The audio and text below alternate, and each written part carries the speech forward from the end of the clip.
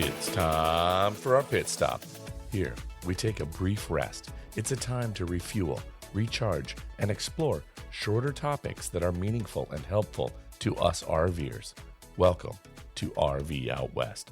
I'm your host, Brooks. Last year, as a little Christmas gift to myself, I bought these story prompt cards called Campfire Stories.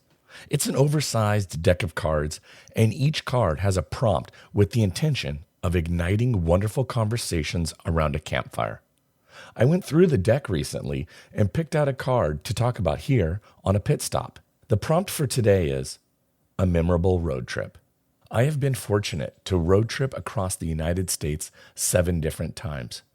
Yet only one of those experiences was with our travel trailer. Back when I was 23 years old, in a cold, dark December day, I graduated from university.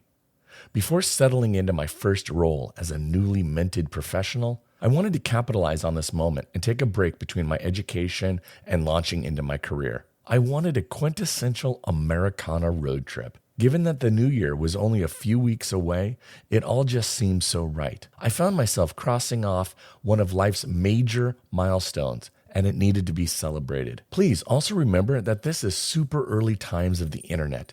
There wasn't GPS-guided navigation. It was still paper road maps and an atlas of the United States interstates and highways. The decision was made to attend Mardi Gras in New Orleans in February, and this was to be our turnaround point on this trip. I knew I needed to raise some cash pretty quickly to fund this 6-week adventure.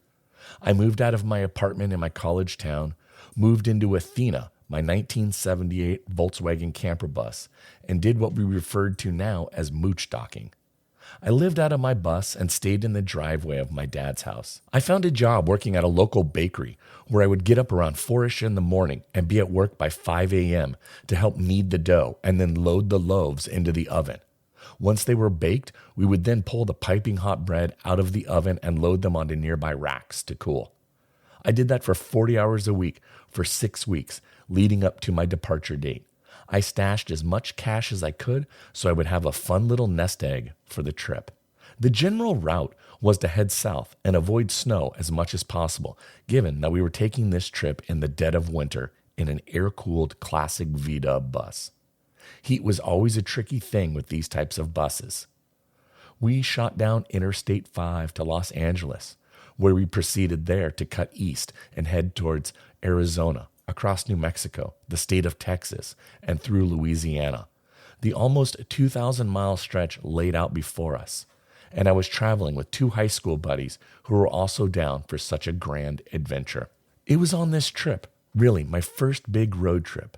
This was without a cell phone. Well, we had one that my friend's mom gave us for, quote, emergency use only, because this is back when you had to pay a pretty penny per minute to use one. The mixture of planning to let the wind carry you at your back, I think that was the hook. Watching the road pass underneath you as you propel yourself forward is one of my greatest drugs. The wing window cracked just right so that you can feel the wind as you drive.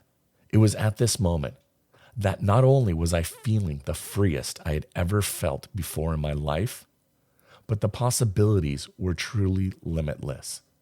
The only thing to stop me was me. That is why I think this road trip was so memorable. Does that exclude any of the other times I've ever driven across the United States? Not by any means. They each have taught me something, and they each have introduced me to so many wonderful places and people. But I also realize and appreciate that not only every memorable road trip needs to be so grand. The local road trips for weekends out to the ocean, up into the heart of the Cascade Mountain Range, also imprint an impression on me. That is what is so wonderful about being on the road. I'm sharing this today with each of you, but I also want to share your stories. So I'm starting something new with this episode. Using these campfire story cards, I want to begin a question of the month. If you head over today to rvoutwest.com, you will see up in the menu bar a link called Question. You can record yourself up to 90 seconds and share with me and our fellow listeners your answers and sharing about a memorable road trip. Each month, I will add some listeners' responses to the show, and you just may end up on the podcast. So click the link and share with us about a memorable road trip. I really look forward to hearing what each of you have to say. Again, please visit rvoutwest.com and click on the link question.